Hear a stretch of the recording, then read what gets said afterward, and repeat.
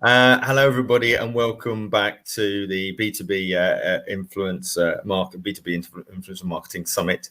And I'm delighted to be joined by Luke Brindley-Jones, who's the CEO and founder of OST Marketing. We've known each other quite some time, Luke, haven't we? From way back when I was at the BPMA. We have indeed, yeah. You were sort of, advanced, I think, for somebody managing a community at that stage, and kind of pulled me in for some social media discussions. It's good to be right. No, it's great. And obviously what we're going to do in the next 20 minutes is just sort of share our personal stories about what we've done and how brands and individuals can really leverage influence on social media. So I thought maybe I'm going to start with asking you some questions, and I know you're going to spin back to me in the sort of second part of this. Which brands have you found specifically in the B2B space that have found real value in working with influencers? Yeah, so I mean, broadly in our space, and where OST is specifically B2B and large tech, that's kind of our sort of stomping ground. And we found it has to be a company that's big enough to be able to invest properly in an influencer program, a longer term vision.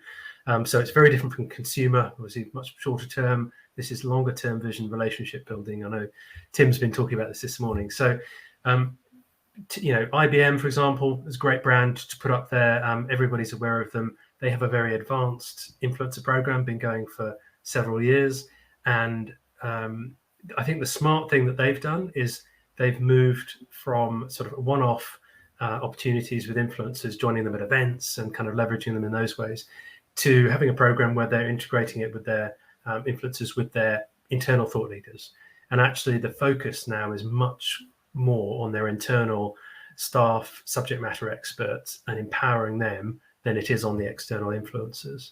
And how did that change then, Luke, from the beginning, from when they started? You said they've been working together with you for a number of years. Well, so actually, they're not one of our clients. Oh, no. Actually, they are one of our clients, but we don't do their influencer programs. Okay, right. Just to say, but yeah, I mean, so I've had conversations with the guy who runs their program, and obviously, they've spoken on Analytica events with us and things as well. So my understanding is that they started with this kind of one-off approach, and then kind of realized that the real value was going to be in the power of advocacy from their own team, and their own team expressing their expertise and kind of buddying them up with influencers, and then building up their own staff as experts, which is the dream, really. I mean, imagine if all of your staff, and if you're IBM, you got 100,000, I don't know how many staff, but if they were all influencers, absolutely, the power you'd get. So that's the enlightened bit I think about them. But I've got a couple of, one that is closer to my heart that I have worked on is Salesforce, obviously a similar kind of sized brand, similar space. The great thing with them is they have this Trailblazer program, which is really about their external customers and empowering them to be advocates with the brand and showcasing their insights and expertise. That's been an ongoing program. It's brilliantly successful. You can look at the hashtag Trailblazer and you'll get the Salesforce content coming through. But the kind of thing we've worked with them on is integrating Trailblazers with external influencers and again with their staff. So just a quick example, at Christmas last year, at the end of, I think it's fair to say, a pretty crap year for everybody. We were looking for something positive to end the year on. And so we came up with this idea of Salesforce gratitude. That's the hashtag. What are you grateful for? There's been all this crap, but what are you grateful for? And we got influencers, Trailblazers, and internal subject matter experts to give us little videos, or little stories about the things that they're still grateful for, and make their life worth living. And we put that out, and actually the response was incredible. For a brand like Salesforce, I think it was 23% increase in brand mentions during December, which is a quiet month typically for a brand like Salesforce. And 23% is a lot for them as well. So, measurable impact on the brand from that kind of approach. Yeah, no, that's brilliant. That's good to see. And also, I know you work with Sage, don't you, as well?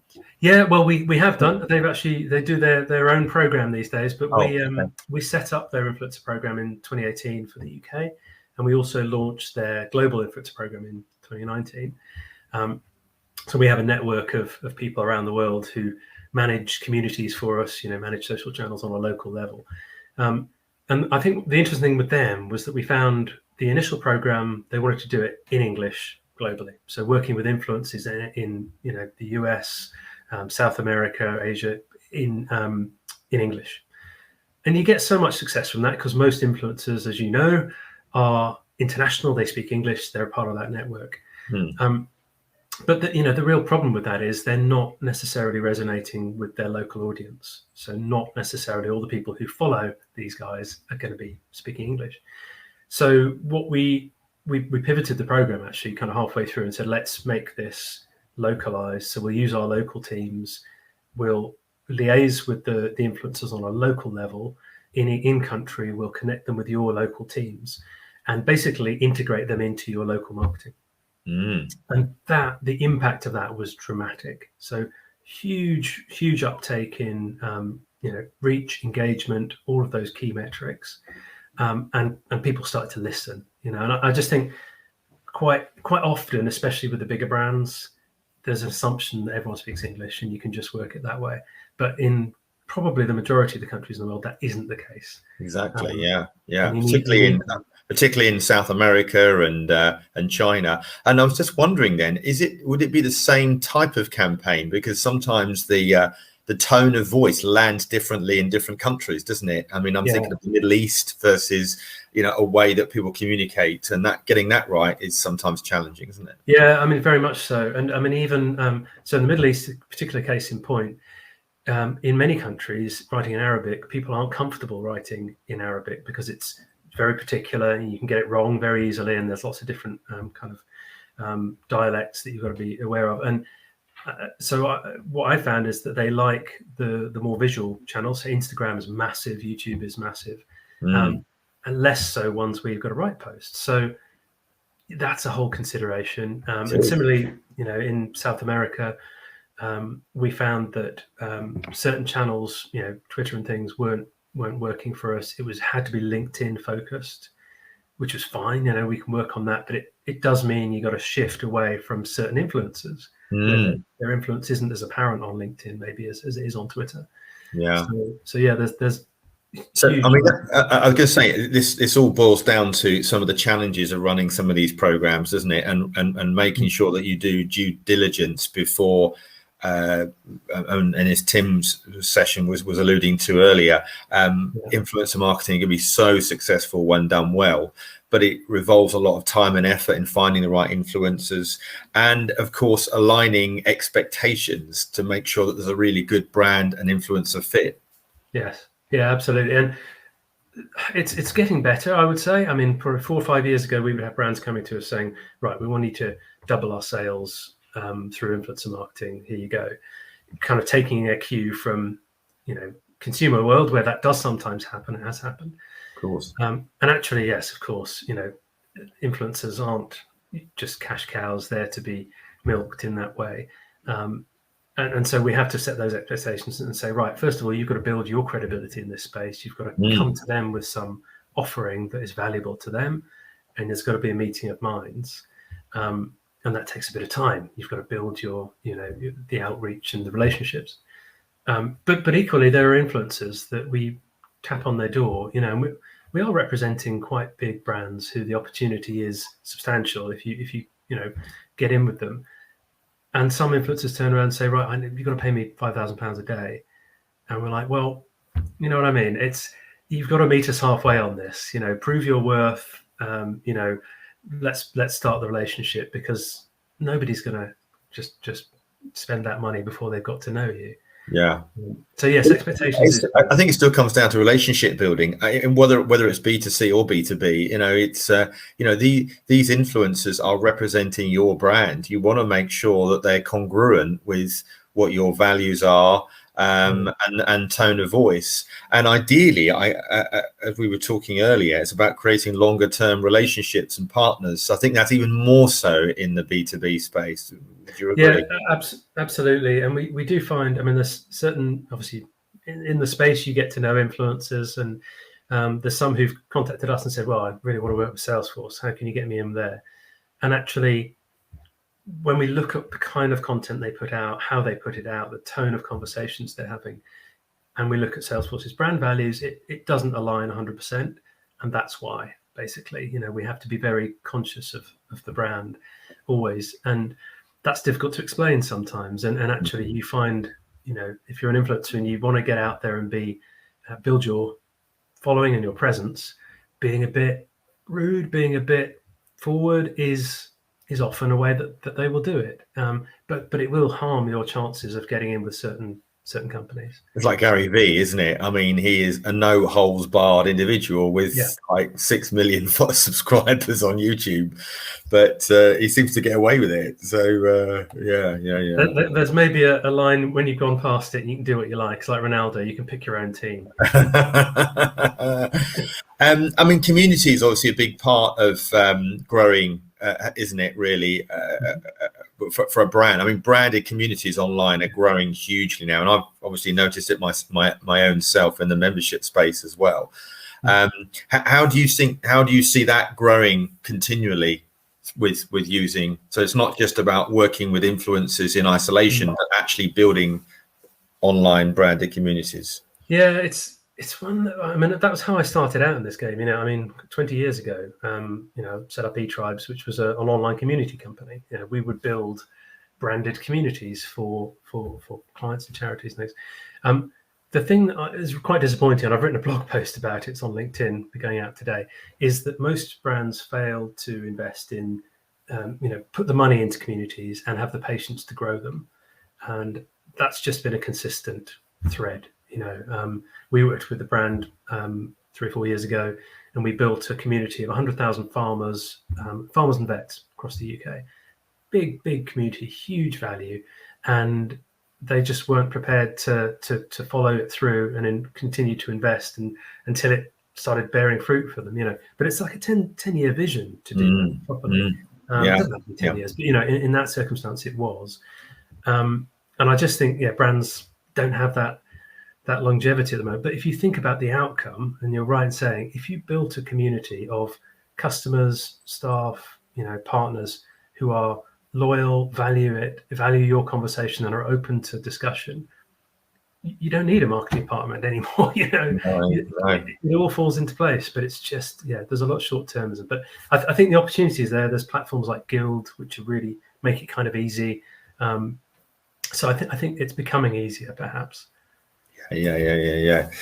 And I know because I was obviously involved in the membership space myself, and I shared with you the report that we've done recently with Analytica, which I have here, boys and girls.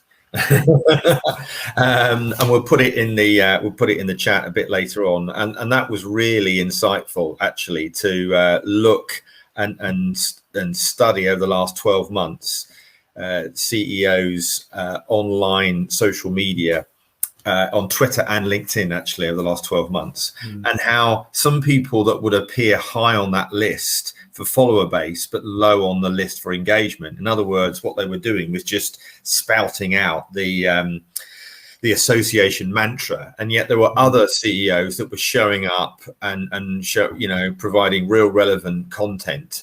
One in particular, actually, I've got to bring out was the Association of Event Organisers, Chris Skeeth. And I know, obviously, representing the whole events industry, you can imagine the pressure over the last 12 months. But because he was on TV a lot, he would be realizing that this was great. But if he was on TV at 3:00 in the afternoon when people weren't necessarily watching, he was able to continue the conversation on Twitter and LinkedIn, and notably got a lot of social engagement appropriately, not just for the AOE, but for his effort in driving change and getting the industry behind him at a time when it was really suffering. And that's, I mean, it's a great case study, actually. And I do recommend the report. I enjoyed it and shared it with colleagues, actually. And one thing we found that we're doing a lot more of these days, partly because of the rise of influence marketing, is exec comms. So, taking on the social presence of a CEO, senior person, and systematically kind of building that presence. And it's exactly what you say. It requires the human outreach. So we're kind of working closely with them to make sure that all that great stuff that goes on in their head is is shared to build their presence up, which is actually, and you're a great example of this, Gordon, as well. Somebody who over the last few years has done that. You built your own presence in that way as well. Yeah, no, I mean, you know me, of course, from originally when I was the Director General of the British Promotional Merchandise Association, and I left an industry where I knew absolutely everybody to set up a new consultancy, and I hadn't in any way thought about influencer marketing. But yeah, you could say that some of it was luck, but I just realized it was an opportunity to represent in the industry. So, of course, I connected with Andrew Cantor, who's speaking later on today at the Branded Content Marketing Association. And then realized, like anything, if we're going to create change, we've got to find the godfathers. It's always been my approach in an industry is find the godfather, find the people that are really sharing the discussions on major issues and try and reach out to them, because people are driven as much by vision and purpose. And we saw that earlier with influencers now and brands. It's much more about the why, isn't it? Why we're doing things. Purpose-driven marketing is very much on trend. And then, written a book on influencer marketing strategy and hosting a podcast. But there was real method in my madness there, because what I wanted to do was, create a powerful message. But I knew I couldn't do this on my own. And so often brands and individuals can't do it on their own. It's almost like it's credibility by association, isn't it? Linking with the right people that have relevant targeted audiences. And it's something just to butt it. I think something that especially brands aren't aware of is that influencers are circles effectively. So you never get one influencer on their own, just an outlier. I mean, you very rarely do. Usually they're part of a network, and that network are connected, and they support each other, and they build each other, and they bring each other up. And I think that's something especially CEOs need to understand and be aware of. That only happens by giving. Only happens when you support and you're part of the group. Yeah, and the reason why that Social CEO report came about is because I host a series of CEO roundtable events online through Membership World, which is a community that I set up last year to support the trade association and professional membership body, of which I'm very familiar with. And because I've already been one of those, I'm able to talk on a peer-to-peer level. So many of the reports that I've already done, I've been able to interview those people, which of course adds huge credibility to the ultimate output. And so the brands aren't just buying into my knowledge, they're buying into the knowledge of other people within the space, because I know them. So if somebody wanted to reach the trade association or professional membership community, I'd be a good segue for them, because I know lots of other people, just as what you've just said about influences broadly, whether they be fashion, travel, fintech, we all know these hubs. And I've always believed that good people know other good people. Yeah, absolutely. Yeah. So that's definitely been a trend. I just saw a question pop up, actually. Did you see that? It was, how long does it take to build an effective network? So it's a really, well, you start, Luke, from your point. No, yeah, I was just going to say, I wasn't sure whether that was the network of influencers we were just talking about. I presume it was actually more the community side of things. Yeah. And if you're talking about branded communities, it's really how much you're willing to put in. When we used to start with communities, we'd be responding to every comment within seconds and trying to build it up and build momentum. I think these days in B2B, you might want to give yourself a couple of years really to take a community, build credibility and get some outputs. Yeah. And I mean, for me, I've always believed in finding the godfather approach, finding the people that are raving fans and almost recognize and support those people to start the ball rolling. Because if as the group owner or facilitator or community manager, it's always coming from you, the group will lose some level of engagement. They need to feel that it's theirs and that you are helping facilitate that. So when I do my roundtable events, yes, I do interview guests, but I almost make sure everybody has a say within that. So everybody has a moment in the sunshine. But more importantly, what they say is highly valued for the other people. And then when you get other people chipping in, oh, it's really interesting listening to what John had to say and Bill. So, yeah. Absolutely. We've got another question there, I think, see. Of all the things you've talked about, which tactic would you start with when it comes to B2B influence? Okay. Do you want to do that one? Well, I would say that, I mean, a lot of it's about finding the right influencer that's going to, I mean, if you've not done this before, there's an argument of trialing it, and doing your research, and making sure you've got the right person, looking at what I used to do is look at, if you found somebody, look at the last 10 pieces of content, look at what their engagement rate, the type of, and what the commentary is like.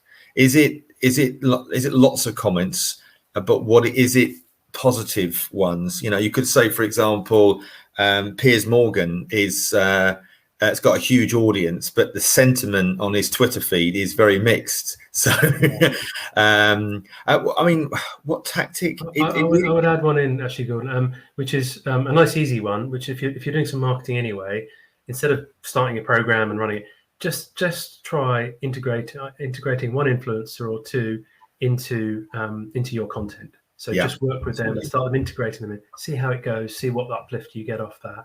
And then hopefully that will give you a bit more confidence. Yeah. Yes. Okay, one more. Tips for tapping into an influencer network.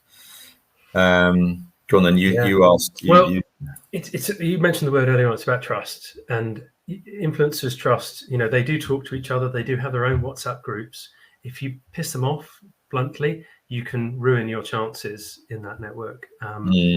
So it is about building trust with one or two of the leaders, and you can use one or two to get your network map, work out who's at the hub, and make friends, proper friends, get on the phone. And that's the best way.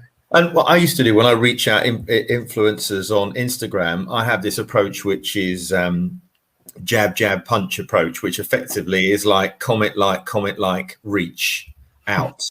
So in other words, by the time I've reached out to them, I've already said, I'm loving your content, really like it. You know, it looks as though your values resonate with ours. I'd love to find a way to work with you. So you're piquing their interest based upon the fact that you've already commented. I mean, within the B2C space, I'm not sure what it's like in B2B, but it's 65% of influencers ignore outreach requests, which is very high, isn't it? 60. And that's because a lot of people that when they try and connect with them haven't tried to build a relationship. They think they're just brand amplifiers. They think, oh, well, if I send them a free product, they're just going to promote it. And they've not really thought about it. So, of course, a lot of these top ones get so many direct messages and emails that they just can't cope with them. And sometimes the good ones that get missed. So it's not anyway, different in B2B, I don't think. No, I think you're right. We've slightly overrun, but it's been a blast talking to you, and lovely to hear about what's going on at OST as well. And thank you everybody for listening in today. We've got a interesting session coming up very soon, which is James Grandstorm, who's going to be talking about actually not going to be talking, he's going to be sharing his meditation tips with you all. So look out for that in a few minutes' time. Thanks again, Luke. Thanks a lot.